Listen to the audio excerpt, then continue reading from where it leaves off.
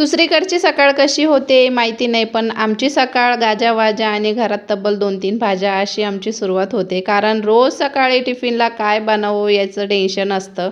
भाज्या भरपूर राहतात घरामध्ये, पण तरीसुद्धा कुठली भाजी कधी करावी याचं थोडंसं कन्फ्युजन होतं.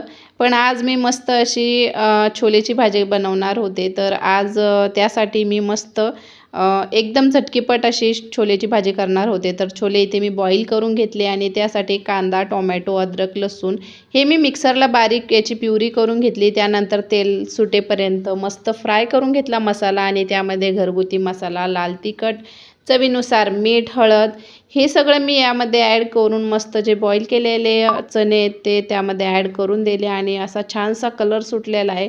घरगुती लाल तिखट आहे त्याकरता याचा कलर खूप भारी आहे. मला कुठल्याही प्रकारची बाहेरची मिर्च पावडर यूज करावी लागत नाही, हे तरी चांगली गोष्ट आहे. आणि इथे मी घडीच्या पोळ्या करून घेतल्या लगेच पटापट.